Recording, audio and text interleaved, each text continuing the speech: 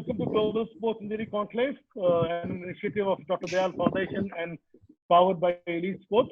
Now, of the webinars we have already have 5 webinars we have done in the past. This is the webinar 6. Now, today's topic is steamers, how to be effective and injury-free. So we have got some great panelists with us. We have got Danny Morrison, an ex-New Zealand player and a cricket expert, is joining us from Australia. Welcome, Danny. Hello, dear Nish. Good to see you. Thank you. We have got Paul Carrick from UK.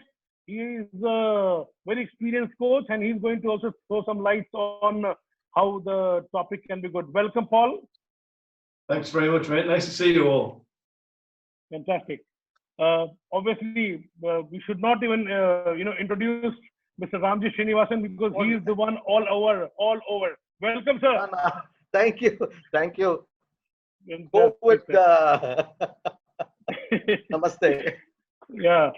Now, Danny Morrison's teammate was the victims of a person who took hat-trick in the World Cup. The first hat-trick of the World Cup. Welcome, Chetan Sharma, sir. It's going to be a pleasure. Welcome. Thank you very much. Thank you very much. And we have got sport dietitian, Swati Bathwal. Welcome, Swati. You need to also, throw some good light onto this topic. Yes. Nice to meet you. Yeah, and the host Uday. So let's start this today. So we'll quickly go to Chetan, to you as well for the first question. So the most difficult task of a fast bowler is rhythm. Can you throw some light how to maintain the rhythm in a longer period of a career?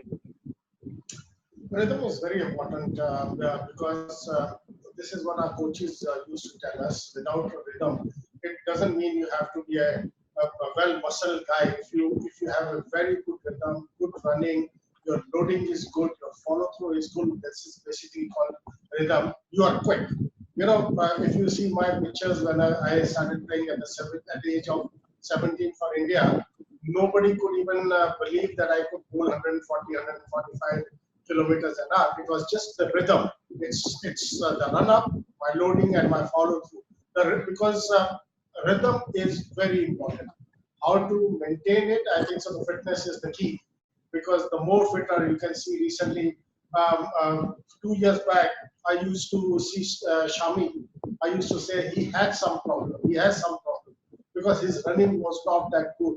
And suddenly he came up, did his training, his running to the wickets actually improved. Look, he's a different bowler altogether. His rhythm improved because his fitness level improved drastically. His rhythm improved. He's different bowler. His bowling weight, his seam movement, everything is going.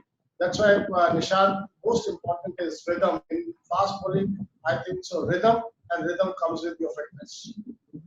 Fantastic, sir. I would just another question to you. So when you took your first hat-trick of the World Cup, and what was going in your mind when you took Ken Rutherford and then Ian Smith, and the third ball is always very important when Ivan Chatfield was facing you.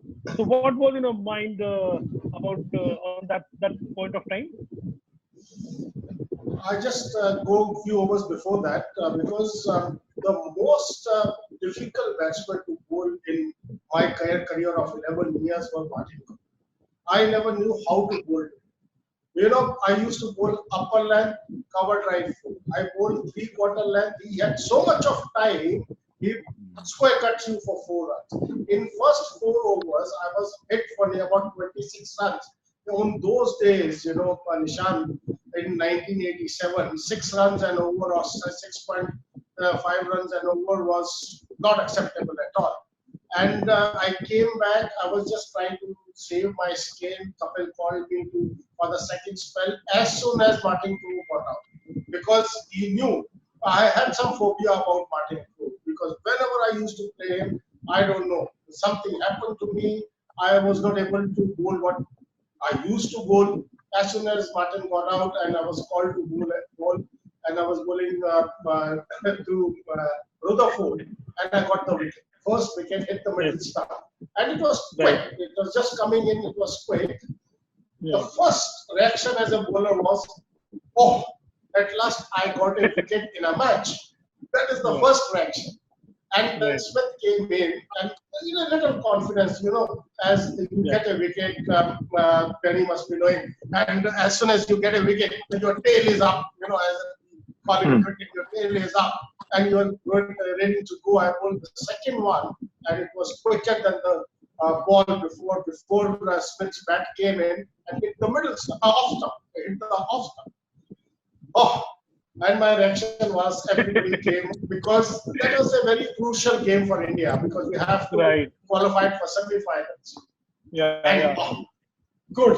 2 wickets means your next match is confirmed. This is the way you think. Believe me, Nishant, I was not thinking of a hat-trick at all.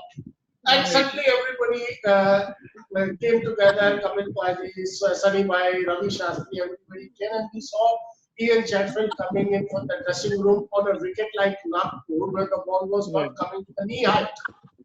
And he was walking with front visor, helmet, chest guard, elbow guard, and it really took us by surprise. And Kamil Paji said, "Oh, he is tense. He is tense." And nothing, you can't plan a hat trick. As a fast bowler, you dream of 5 wickets, you dream of 10 wickets, but you never dream of a hat trick. Never, ever dream of a hat trick. And you don't know it will happen or not. But we decided, might be the Chatfield is very, very intense. We had the best of the chance, just bowled straight. Believe me, I just bowled straight. I didn't do anything, ball didn't do anything, and everything was done by Ian Chatfield. He let the ball go between his legs. You see the hat trick in between the legs. The ball went and hit the leg stump, and as soon as it hit the leg stump, and it was difficult to control me. I was all over, running around, and it was like not even a dream. I can't say a bowler have a dream of a hat trick. It was like something really hit me, and what hit me, I don't know. And it was a good time. And then I got the ball autographed by 3 of them. That was good, best batsman, Rutherford and Ian Smith. I got those guys out, very tough guys, Rutherford and Smith, to bowl in their main days. And Rutherford later on became the captain of New Zealand.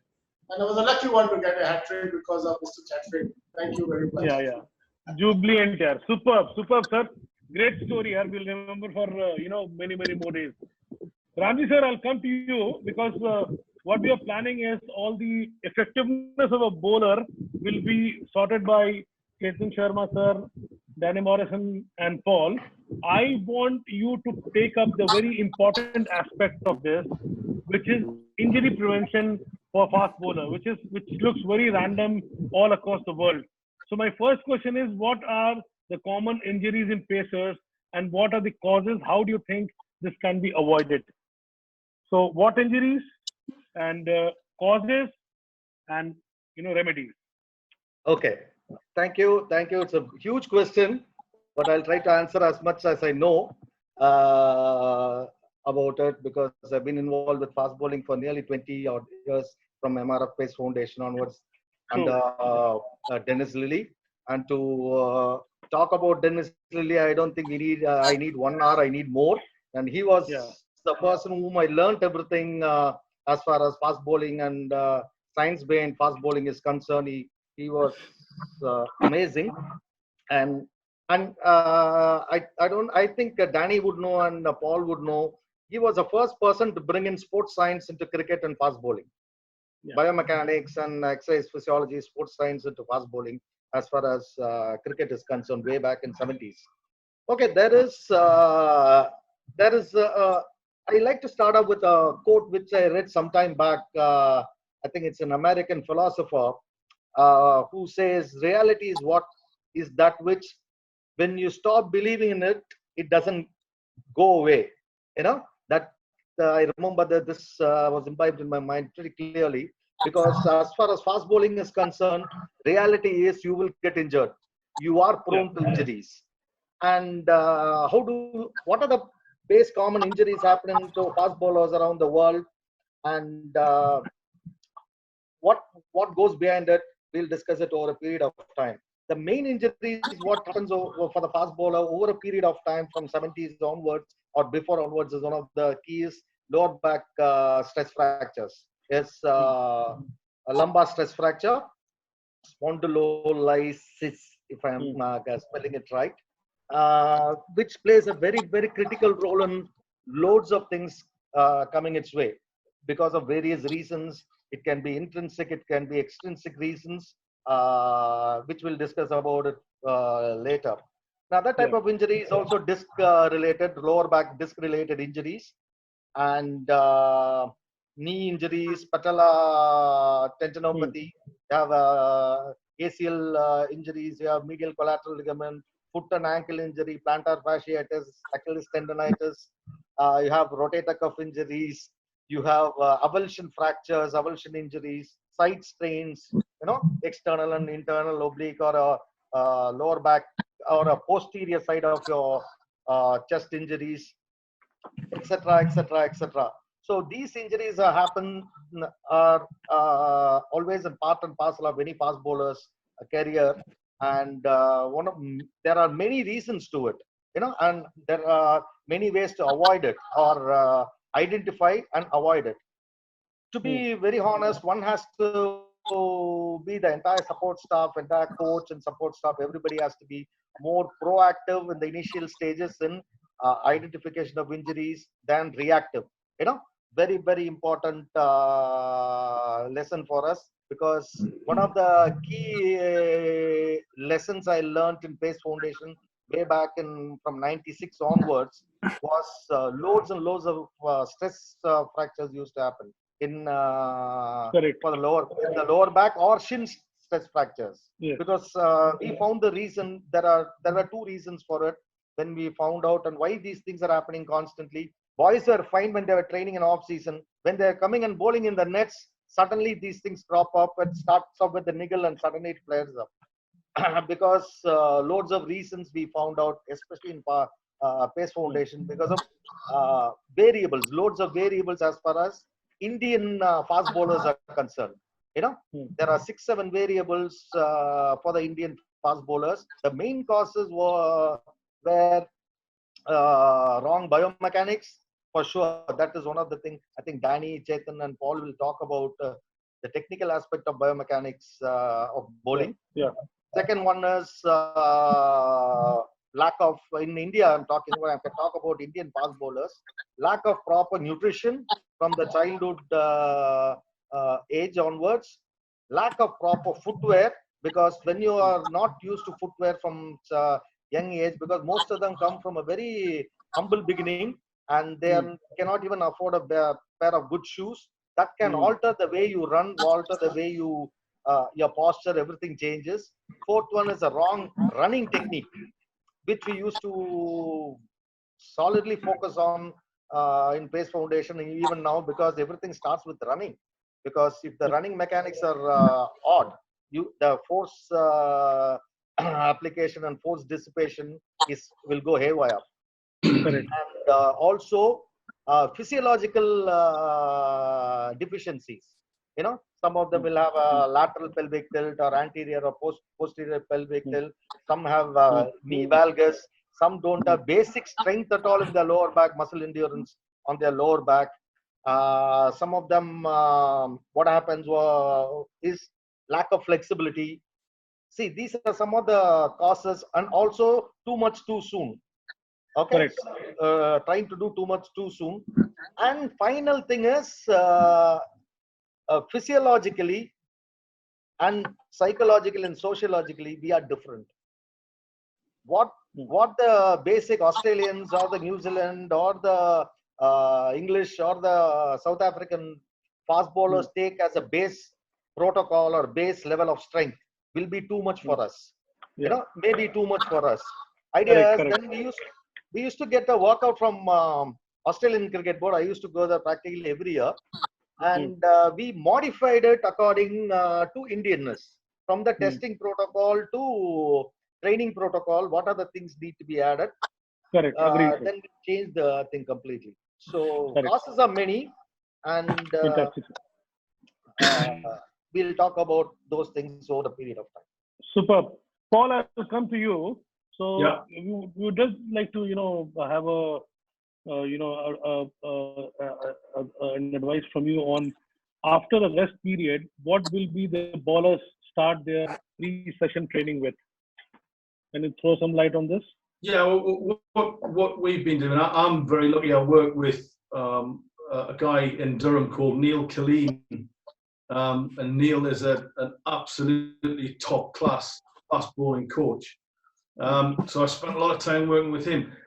What we're doing over here, certainly in the build up to pre-season, they do a lot of strengthening work. So it's core strength. They'll do a lot of core strength. They'll do a lot of back stability drills. Right. So when the ball is going through the crease, obviously takes off and lands, it's important that the body weight doesn't collapse that back knee. So they do a lot of back foot and front foot stability drills. And it's because we don't have the same that you guys have. A lot of our players will go abroad maybe for 4 months and play, whether it be New Zealand, Australia, South Africa. So that's one of the things that they do to keep themselves. And then when they come back, it's all, as I say, for bowlers particularly, it's back foot stability stuff and front foot stability stuff and core strength. Okay, cool. Right. Danny, this is a bigger question, but then you can take your call. You want to break it and answer it, or whatever way you can. So my question is, what should be the feet position while landing at popping crease so that injury can't occur? And how can a bowler reduce landing pressure on the feet so that he can cure himself from ankle injury, which is very common injury for fast bowlers? Yeah, very difficult one, because as Chetan mentioned and Paul's mentioning and Ram's messaging is that everyone's different, whether you're an Indian quick bowler, an Englishman, Aussie, Kiwi, South African, and it depends really on the type of person, whether you're dealing with someone who's 6'5" or 6", or you're dealing with someone down like Chetan and I, who are little midgets, who are sort of 5'8" or whatever. Your body type is so different. And when you compare, I think that the likes of that a lot of us appreciate, that we're old enough to remember, the great Dennis Lillee and his style of leaping and a wonderful action. It worked for him. His feet were pointing. I remember his front foot pointing.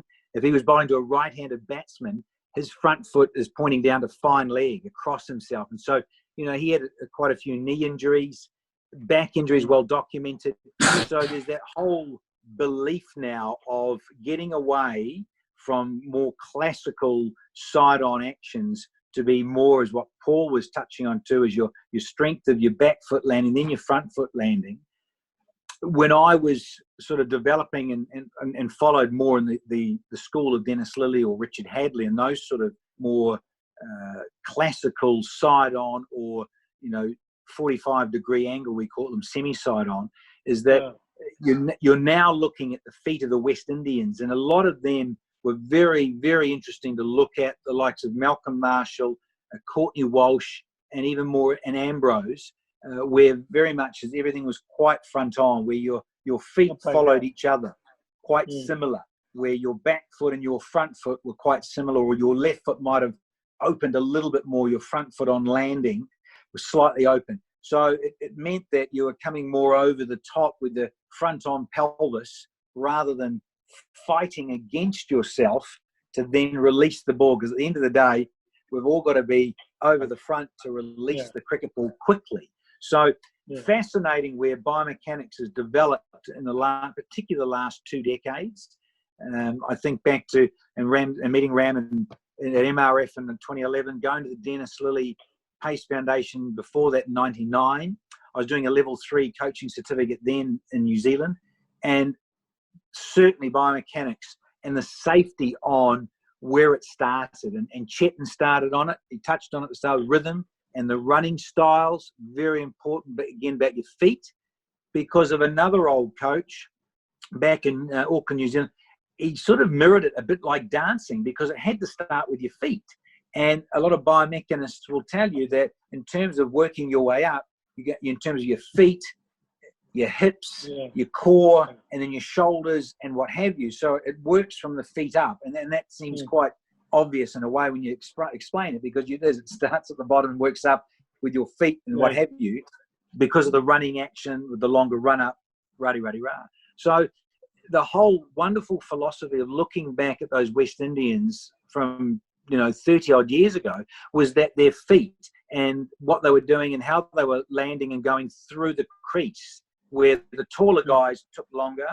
And I think a lot of us, I mean, I look at Chet and I look at myself and others that, because we're shorter stature, like a Malcolm Marshall, would have been nice to get through the crease quicker.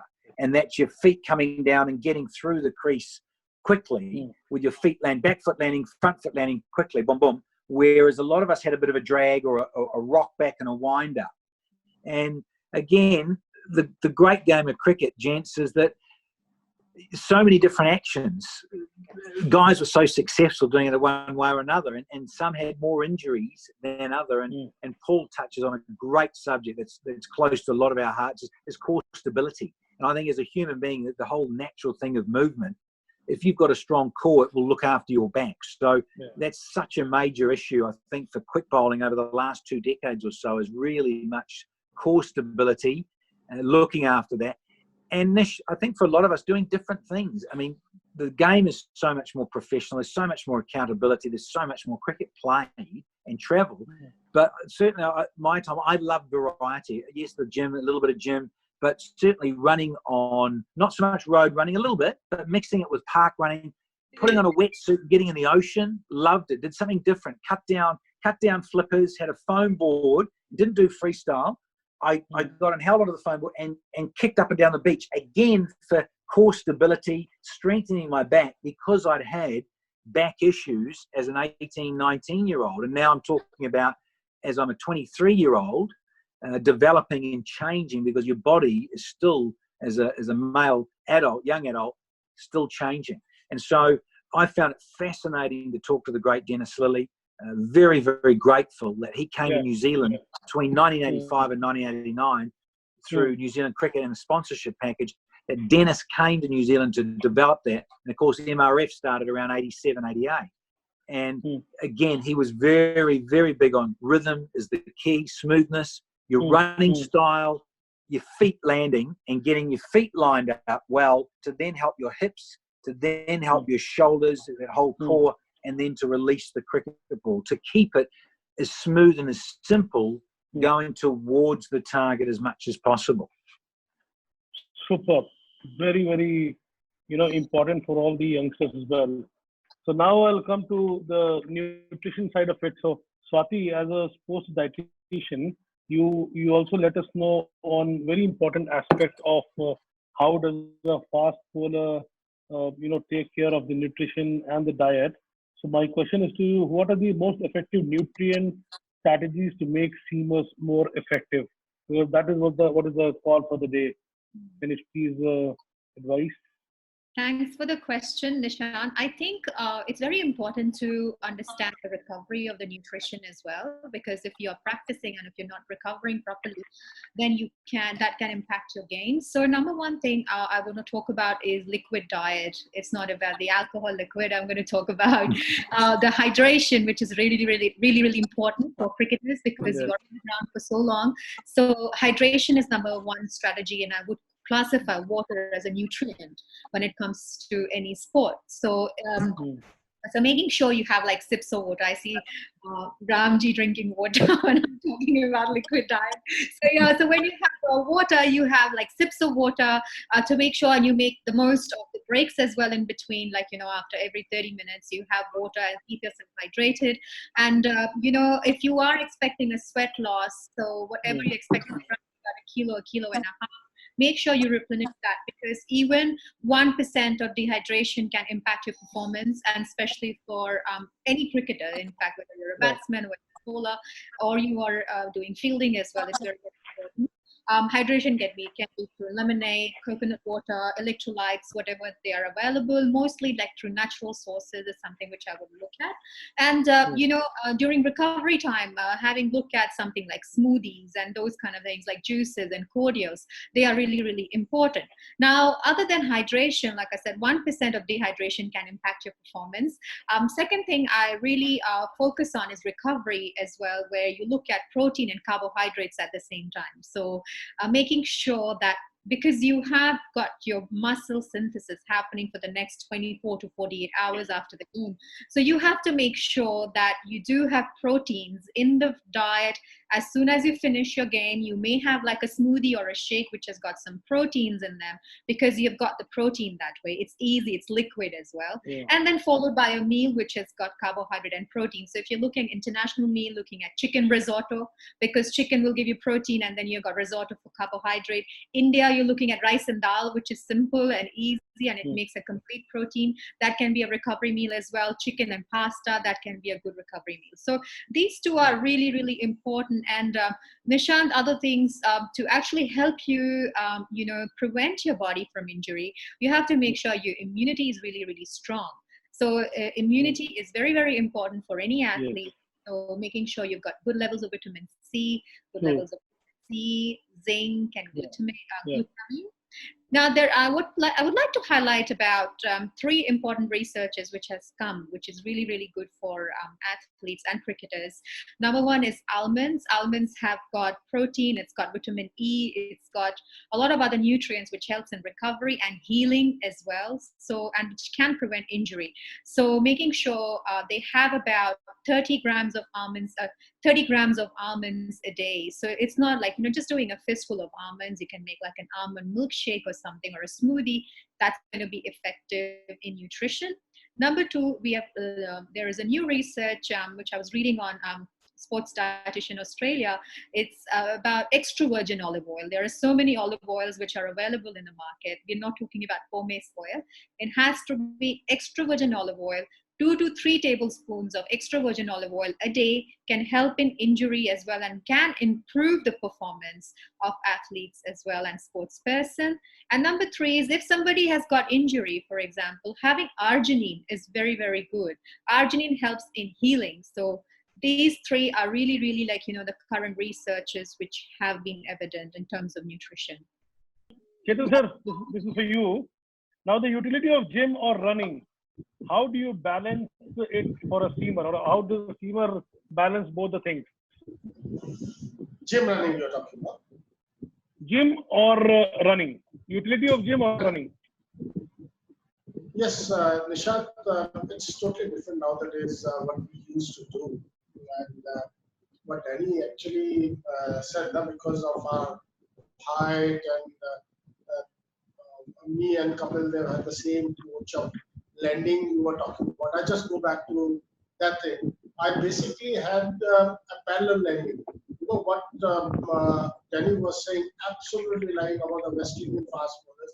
I had the parallel landing, and we were taught that our front foot should be pointing towards the fine leg, the side on. That's why I always struggled with my back problem. Footwear was there. What Ram was talking about, footwear was very important, and what we never used to. It was actually not available in our younger days in India at all. I used to wear a company name Fly of 250 rupees that was available in India, unless I went to Australia and got those handmade shoes made for us. And then the things actually started for us. So it was a little difficult in India in the 80s about the footwear, your diet plans. There was nobody to tell you. And the side on action, unless a couple organized a good session with Welcome Marshall for me for 3 days, where I came to know where my front foot landing should be. And from there, you see how in 1986 I performed in England because of that parallel thing. He straightened my front foot. What Danny was talking about, the West Indian fast bowler. That's why they hardly had any back injuries, because they're little open. There's hardly any pressure on the back and the hips, and they can mobilize it really. As far as the running is concerned, we've been taught about running, not in the gyms, on running. Running is the best exercise. Till today, Kapil Dev tells us running is the best exercise. This is our coach taught us. Like every day you have soft, like you can't be running on the roads, no chance. We were never allowed to run on the roads. Softer thing like on the ground, and once or twice a week cross country. Because running, according what we were taught, running was the best exercise. We hardly used to do gyms. If we used to do gyms, then that was basically the light weights. I had never used any heavy weights in my career. Very light. We talk about 5 kilos, not more than 5 kilos in anything. This sort of facilities we were using it in our playing days, and basically it was successful bowling houses, and getting people out, and the technologies have definitely changed now, and what you are getting it now, it's definitely improved. Why not? When you have technologies, might as well use it. But according to Nishant, running is the best exercise where every muscle of yours is in working, and I think so you can do it. This is my idea of running. And most natural, the most natural as well. Yeah, I have actually hardly used any gyms at all, Nishant. In my playing days until today, like I believe in walking. Now I'm 50, 52, and I believe in walking. And on my playing days, I believed in running. A lot of running. Fantastic. I was just talking. I think Danny Morrison. I'll tell you, the swiftest action I have seen in my life has been of Richard Hadley. He was the best when it comes to the action. Now, yes, exactly, upright and swift, very swift. So Kapil Dev also had a good action as long as the swiftness is concerned. So for accuracy, Danny, to a young bowler, Yorker, what can a fast bowler do practice in session to get one of the perfect Yorkers and accurate Yorkers? Yeah, interesting, isn't it? Because it's the modern way, Yeah. and for youngsters that are watching a lot of T20 cricket, Exactly. and have been watching a lot of 50-over cricket as well, because we've just had the World Cup last year.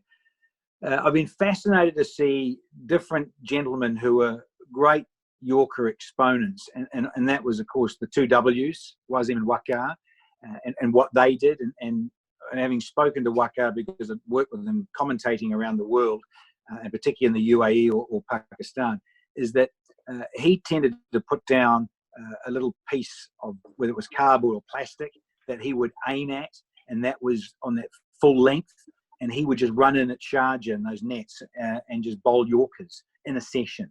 And then, of course, another session would be a different length. But he would just do that, run when he was steaming in. He'd be doing that for nearly an hour. It was extraordinary to hear him talk about fine-tuning that so that it became muscle memory in terms of the point of release, to then just to simply call on it, just as if you're, going to go and lie down and go to sleep. You just call on it, go, boom, and go to bed.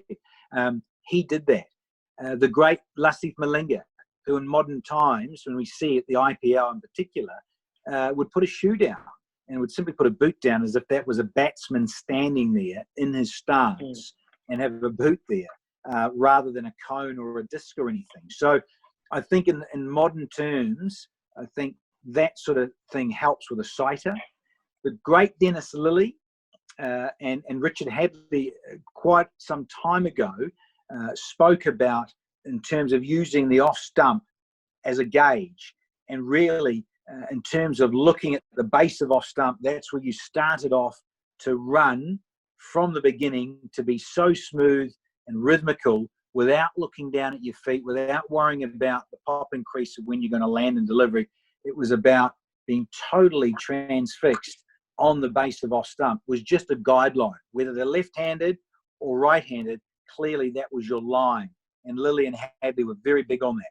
So in terms of talking about Yorkers, they also talked about possibly looking up near the top of the stump was another thing that the great Wazim Akram talked about. I sort of looked there to do that, to get a feel. I think, Nish, for youngsters, there's no getting away from practicing a Yorker length, whether it's a disc, whether it's a low little cone, or whether it's a boot, a shoe there like the great Lassie Malinga does, is that it's got to work for you. And I think a target like that certainly helps to have for a Yorker that you want to practice so it becomes second nature, because there really is that point of release when you know that you're trying to bowl fuller and release it slightly earlier than, of course, a bouncer when you're releasing it slightly later because it's going to be shorter. But I like that. I like that history and that understanding of having a target of a disc on the pitch, or as Malinga does with a boot. Very good, sir. Ramji, sir, we have all learned that the biggest injury for fast bowler is stretch fracture of the lower back. So now we want to understand from you what is the root cause of it, and how can one take precautions to avoid this or to minimize this? Okay. One of the death knell for any fast bowler is lower back injury. Whichever way you cut the cake. We've had quite a few cases of stress reaction injuries and stress fractures for the fast bowlers during my tenure, and most of them have come out successfully, touch wood. It all starts, one of the major reasons, there are many reasons. One of the major reasons by scientific researchers, Danny and Paul would endorse my thing, is the mixed action, bowling action. Biomechanics of bowling action is one of the major reasons for lower back stress fracture injuries. Second is workload. Too much workload, stress on bowling. It cannot take away the number of balls you bowl on the nets and develop muscle memory. That has to go on a part and parcel of the fast bowlers, practice skill set session. But sometimes they are not managed properly. Because of that, the workload thing comes into play. Third one is fitness. Lack of posterior chain, kinetic chain. Okay, lack of posterior kinetic chain. He's hungry.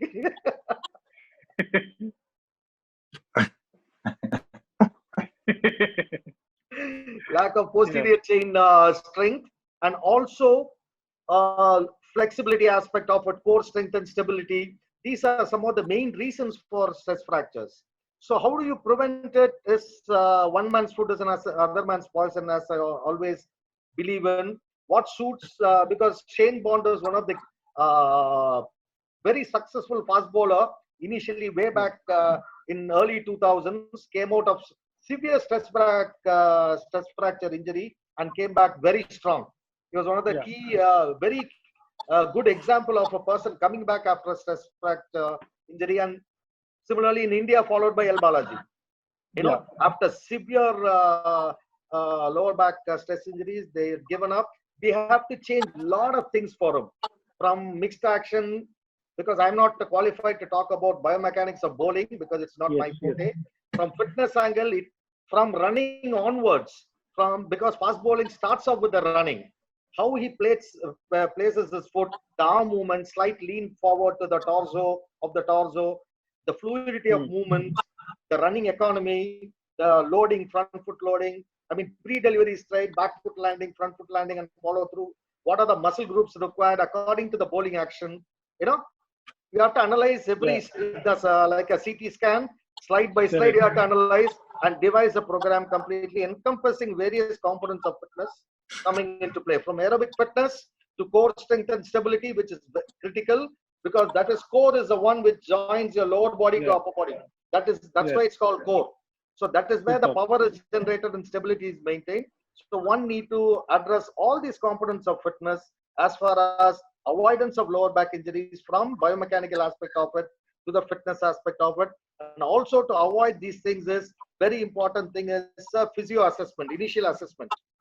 Those are the precursor to is physiological deficiency, and as a young adult to a professional, the body keep developing, and the bone keeps growing, and the muscles keep stretching, and takes some time for them to stabilize at that certain age. So till then, how do you periodize the program is very critical, and professionally it has to be done every stage, and components of fitness has to be in ratios according to the season, and now it has to be according to the format.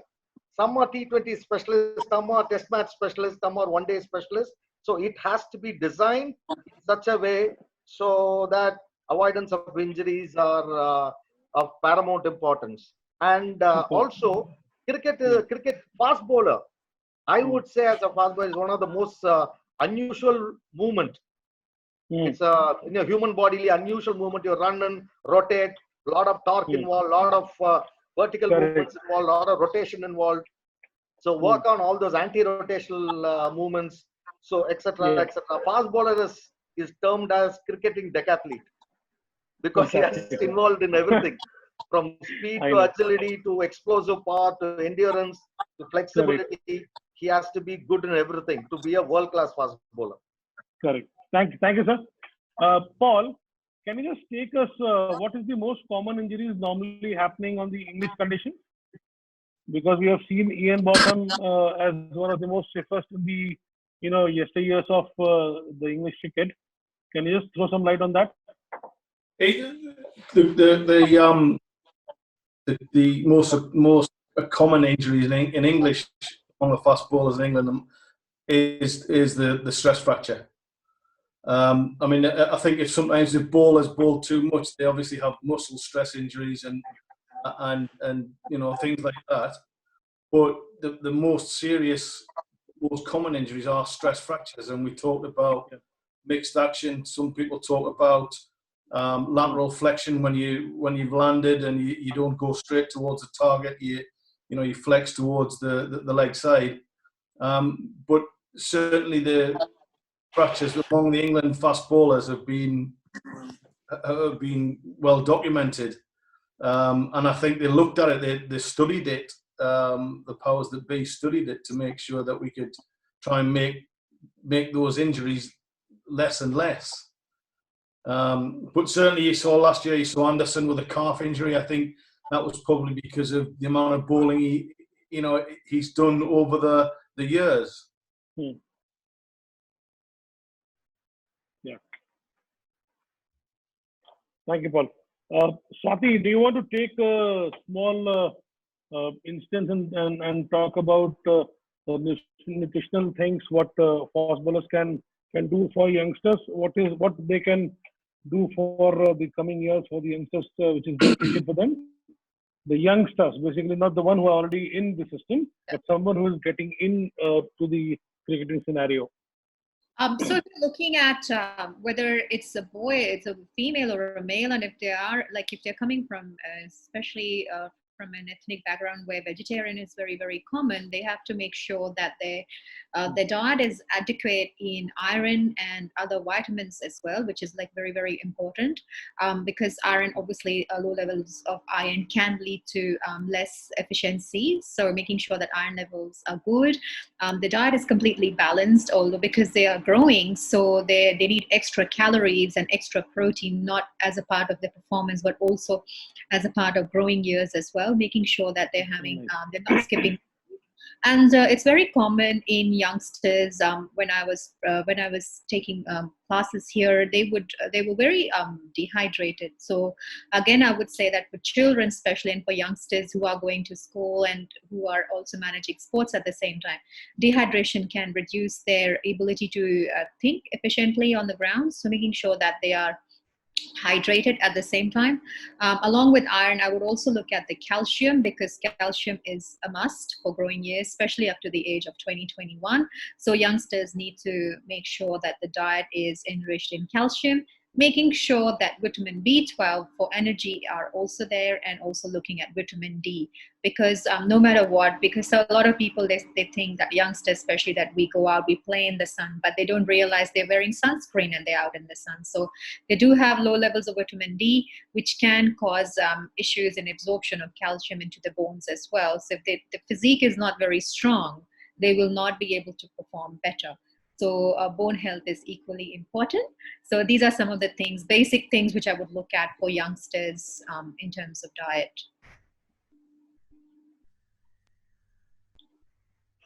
Nishant, can't hear you. Yeah. Just 2 lines for everyone. Just, 2-line advice for the current cricketers who are growing up, who have come to the cricketing arena, the bowlers who are trying to work hard, because this fast bowler needs to work too much hard to get into the mainstream of cricket.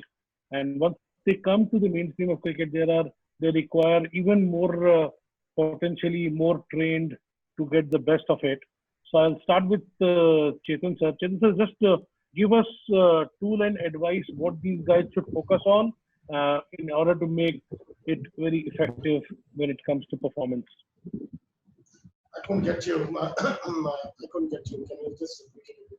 Now, your 1-line suggestion for a cricketer who is coming onto a mainstream cricket, what can he do the best to make his cricketing life very effective in terms of performance?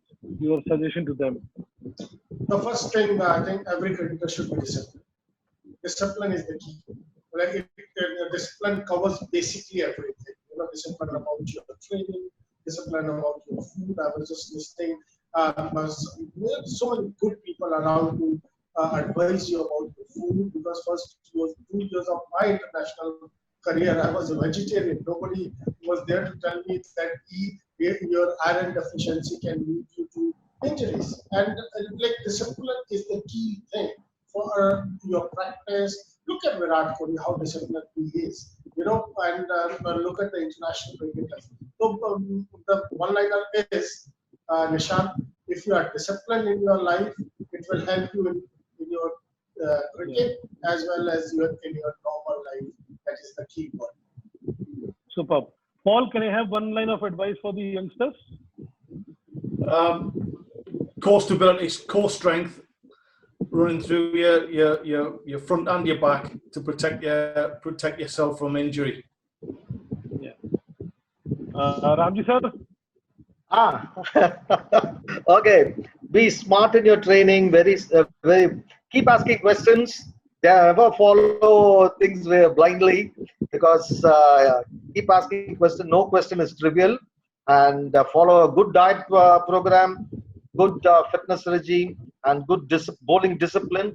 More you bowl in the nets, it's better, because as Danny and Chetan Paul said, it's a lot of muscle memory.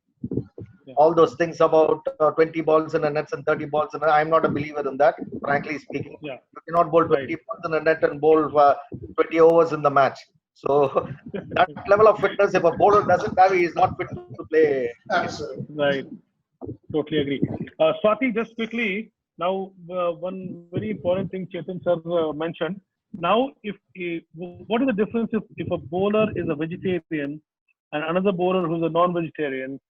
Do you think there is a difference in strength, or what supplements other than the normal food should a vegetarian take in order to suffice his needs for the strength, basically what we have for his cricketing career? See, Nishant, it's a very interesting question, because there are a lot of new researches which shows that it's not necessary that you're a vegetarian, then you're going to lack these nutrients. And if you're a non-vegetarian, you would. It's a matter of fact that how well balanced your diet is. You got to make sure that if you are, people, they follow like some crash diets, like they will go for keto diet or Atkins diets and all of those diets in the world. They just got to make sure whatever they are following, their diet is nutritionally balanced, and making sure that carbohydrate and proteins are really, really important for an athlete, for a cricketer as well. And we tend to miss all these minerals which are so important, like zinc and selenium, and vitamins like vitamin A, vitamin E, which are important for healing and important for immunity as well. So, my suggestion is whatever you are following, There is no right and wrong answer, whether you're vegetarian, whether you're non-vegetarians. Make sure you get access to all the nutrients through natural food first. And only if you're not able to meet the requirements, only then you go and buy the synthetic drugs or synthetic products, which are there, like synthetic drugs means synthetic products, like protein powders and things like that. Because your diet, we have got plenty of food in the world, or in our any cuisine you look at it, which is totally balanced in proteins and all the minerals. So please don't go for those synthetic powders straight away until and unless you really need it, because those powders have got the ingredients which can be banned and which cannot be effective for you. Fantastic. It was a good session as per all the experts we had. Thank you, Paul. No problem. Chetan, sir. Thank you, Ramji sir, the expert. Thank you. Thanks, Swati. Thanks, Nishant. It was lovely being Thank here. you. Yeah, Lovely yeah. Looking forward for the few good ones coming soon. We are doing something on the batsman and wicketkeeper as well. So it was a good session on seamers. Thanks a lot, everyone, sir. Thank you. Thank you. Thank you, everyone. Thank you, Thank you, good Swati. day. Thank you, Uday. Thank you, Paul. Cheers. Have a good day. Bye.